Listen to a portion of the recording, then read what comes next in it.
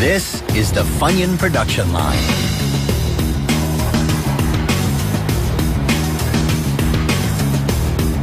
They're called the Funyun because they're fun and they have an onion flavor, so we call them Funyun. They start with a basic ingredient: cornmeal. We add cornmeal and water, this apparatus, we mix it up, and then it goes over to that particular hopper.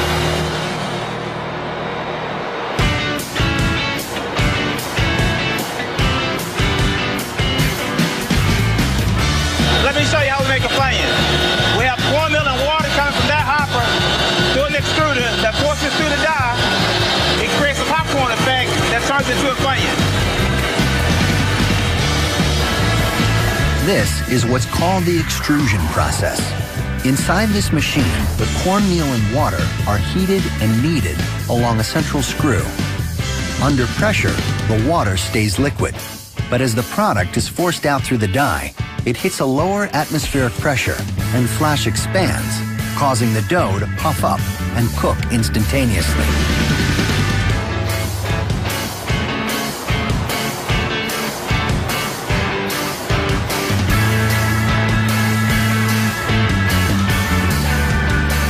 I'm inspecting these products to make sure that the rings are uniform, to make sure that there's not much expansion, to make sure the product's pretty consistent.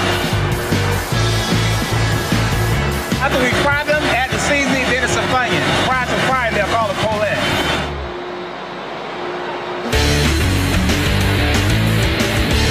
The rings then travel through the fryer.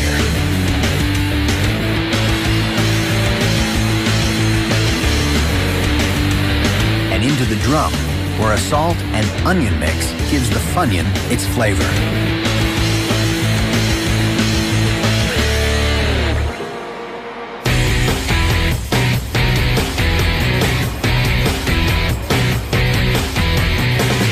Today, the bakery is also making Cheetos and pretzels.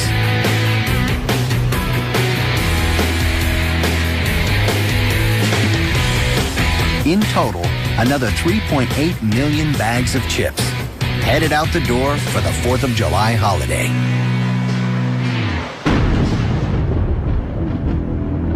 But outside, a thunderstorm has moved into the area.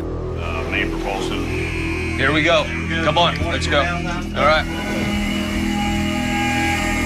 And the factory takes a hit.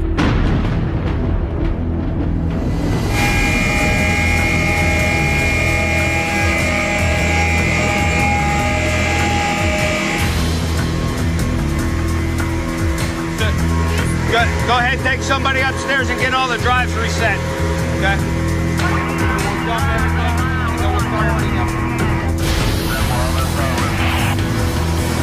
That's number 2. We just had a power outage right now, so the entire facility lost power. We have all the fryers have product inside them, so we have to get that evacuated out because we have hot oil and raw materials in there. The team springs into action, trying to restart. Wait for it to boot up. Okay.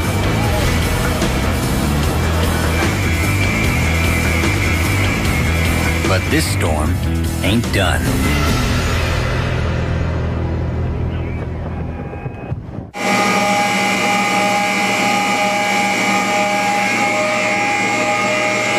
At Frito-Lay, the chips are down. Is that coming off a different breaker, maybe, or is that just a local breaker that we need to buy?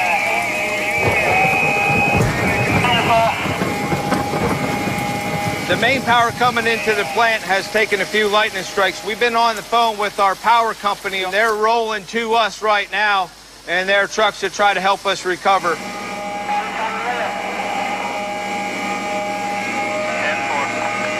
It looks like we have power back to PC in half of the corn department, so that's a good sign, because we do still have hot oil in the fryer, and we do have product in it. I'll energize it in a minute, so watch it here. We're inspecting each of the fryers, make sure there's no fire inside them. Jerry, how's it looking there? Fine. Everything okay? All right, nothing smoking, nothing smoldering? No. Okay. All right, there we go. Okay, that's good. That's good. With the power back on, the team can get this factory restarted. Peter, you guys look guys. Set up there. We'll get it back up. All right, I got guys upstairs resetting all the VFDs. Not real concerned right now. We've trained for this. We've been through this before. Everybody knows what to do. Everybody's in their proper location. We'll be back up and running in a few minutes. Can you let the vendor room know they need to reboot their OIT also? But first, they have to clear the burned product.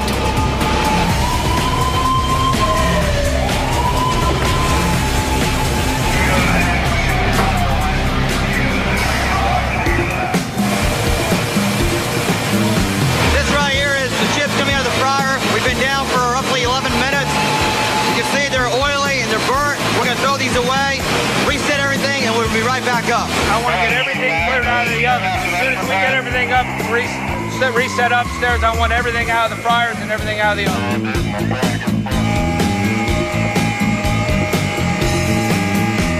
Just keep an eye on the oil and the fines. Watch for smoke. Okay. Call me if you need me, okay? I'm going to go to line 3.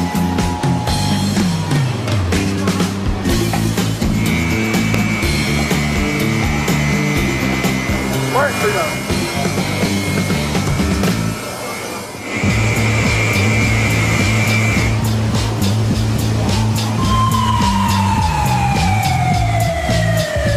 With all systems restored, it's time to get the production lines back up and running.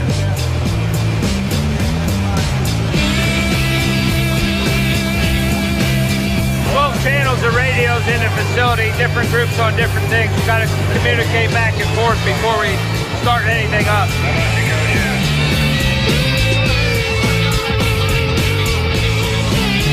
So this is a mess. We don't like to be down.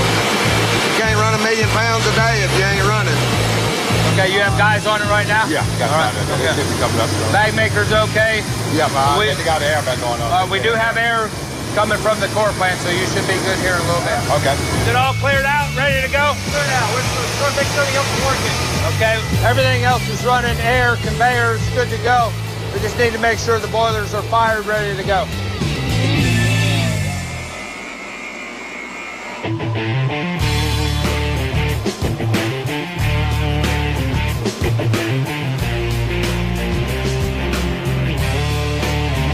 Everything's been reset. We verified everything before we started up. Everything good. Right now we're good. We had a little bit of a downtime. We got the recovery done. We can start back up.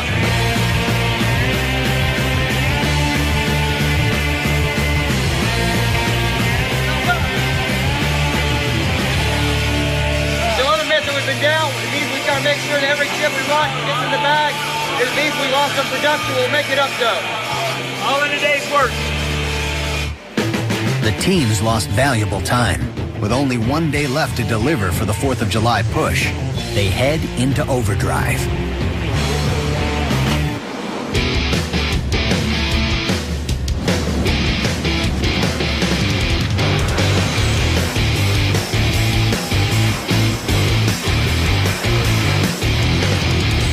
Minutes may not seem much to the average person, but when you're on the 4th of July and everybody's having picnics, everybody's having a family get-together, that's a key portion of our operation. Mother Nature dealt us a wrong deal on this one. We just got to respond as best we can, get back up, and try to get that product out the door.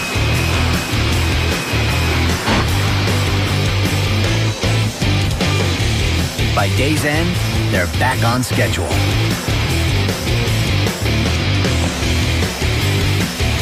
And an army of machines is ready to rock out delivery.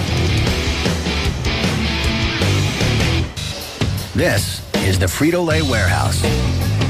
65,000 square meters of storage.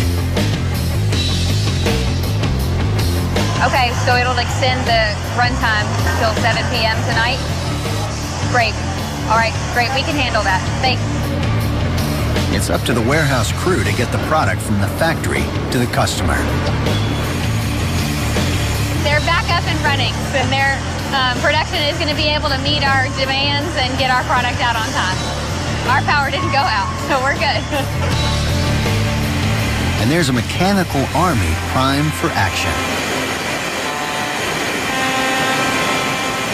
Our warehouse is definitely a very, very cool place to work. We do have, we've got AGVs, our automatic guided vehicles. We've got a high-rise that houses about 3,000 pallets of product and about 40 cases on each of those pallets. It is 9 stories high. It's operated by 6 cranes automatically, so we're not going in there and going up 9 stories and picking cases. The system is doing that itself. Boxes of chips ride the rails from packaging into an automated system that sorts them into brand. Then stacks them on pallets.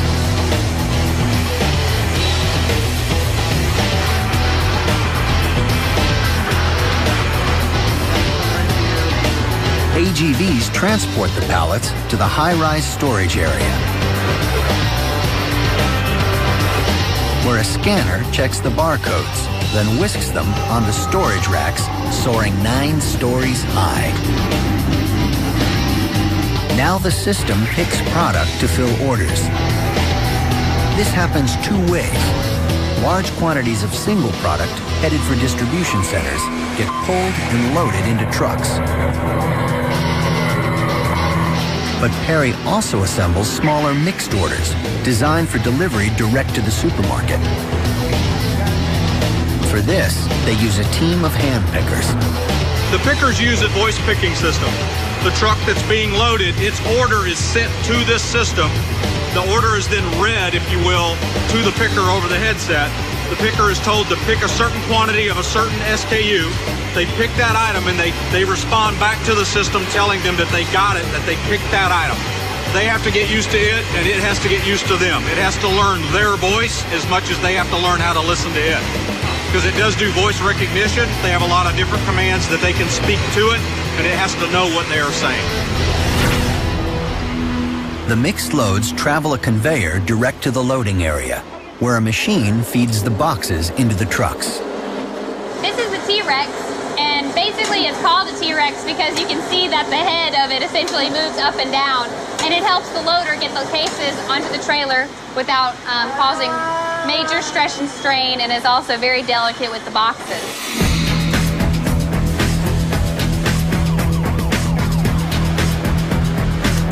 Trying to make all of these moving parts work together is what can be a little bit daunting sometimes. So we have to make sure that every system is working. We have all the right people in place, that everybody is working efficiently, individually and as a team.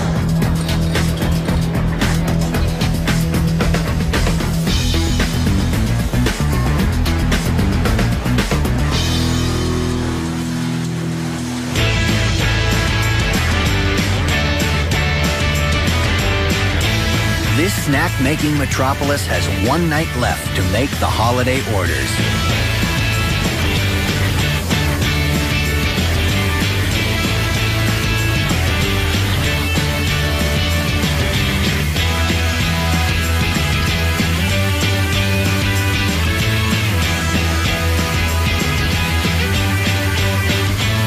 Right now, we're looking good.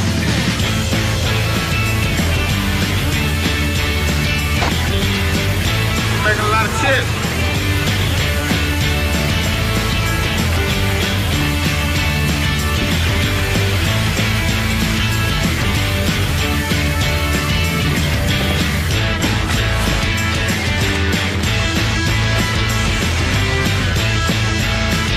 And finally, at the 11th hour, the team pulls it off. We made our nearly 2 million bags, but it's been crazy. Extremely crazy. We'll start back up on the 5th, all over again.